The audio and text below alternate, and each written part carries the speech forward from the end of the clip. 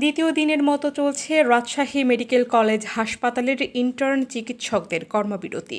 সোমবার ৬ দফা দাবিতে তারা বেলা 11:15টায় রাজশাহী মেডিকেলের প্রধান ফটকের সামনে মানববন্ধন ও বিক্ষোভ মিছিল করে।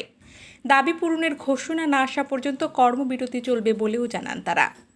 এদিকে ইন্টার্ন চিকিৎসকরা কর্মবিরতি পালন করায় দুর্ভোগে পড়েছেন রোগীরা। ইন্টার্ন চিকিৎসকরা ওয়ার্ডে দায়িত্ব পালন না করায় কেবল জরুরি চিকিৎসা চলছে। তবে মিড লেভেলের ডক্টর দিয়ে সংকট মোকাবেলা করা হচ্ছে বলে জানিয়েছেন হাসপাতালের মুখপাত্র ডাক্তার শঙ্কর কে বিশ্বাস।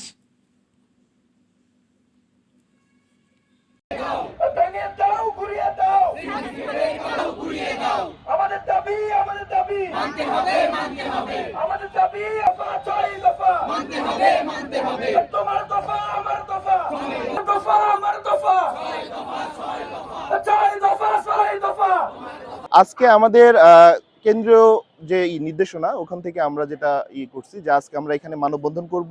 এখানে ইন্টার্ন ডক্টররাও থাকবে এবং মেডিকেল স্টুডেন্টরাও থাকবে প্রথম থেকে পঞ্চম বছর পর্যন্ত। তো এরপরে আমরা যেটা করব, আমাদের যে বিভাগীয় পরিচালক স্যার আছে, স্যারের কাছে আমরা একটা স্মারকলিপি দিব।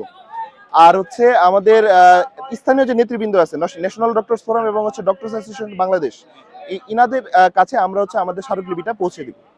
আজকে এইটুকুই আমাদের কর্মসূচি। এবং প্রতিটা দাবি করার পেছনে আমাদের অনেক বছরের স্ট্রাগল লুকিয়ে আছে।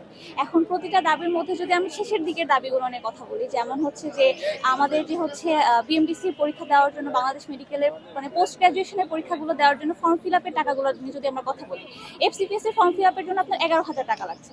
একটা মানুষ একটা ডক্টর নিজের এমবিবিএস লাইফ শেষ করার পরে পোস্ট গ্রাজুয়েশনে যখন আসে, প্রথমত এমবিবিএস শেষ করার সময় পর্যন্ত তাকে তার ফ্যামিলির ফুল সাপোর্ট দিচ্ছে। তার পরবর্তী সময় ফ্যামিলিরও কিছু আশা থাকে এবং তার ব্যক্তিগত জীবন থাকে, যেখানে তার নিজের সেই আয় তো হচ্ছেই না, বরং 11,000 টাকা দিয়ে ফর্ম ফিল আপ করে তাকে পরীক্ষা দিতে হচ্ছে পোস্ট গ্রাজুয়েশনে ঢোকার জন্য। প্রথমত এক দুইবারে হচ্ছে না, একটা মানুষ 3 থেকে 4 বার দিচ্ছে পোস্ট গ্রাজুয়েশন গুলো, সেখানে 11,000 টাকা এত বড় অ্যামাউন্টের টাকা তাকে দিতে হচ্ছে। এবং প্রতিটা জেলাতে যে পরীক্ষাগুলো হচ্ছে এমনও না, প্রতিটা বিভাগে হচ্ছে না, প্রতিবার ঢাকাতে যে পরীক্ষাগুলো দিতে হচ্ছে। এগুলো আসলে কতটা যৌক্তিক? আমরা যদি স্বাভাবিক দৃষ্টিতেও চিন্তা করি, একটা 30 বছর ওপরের মানুষের জন্য সে নিজের পরিবার থেকে আসলে কতটা সাপোর্ট পেতে পারবে? এবং সব শ্রেণীর মানুষরা কিন্তু সব ধরনের ফাইন্যান্সিয়াল ইকুয়ালিটি থাকে না।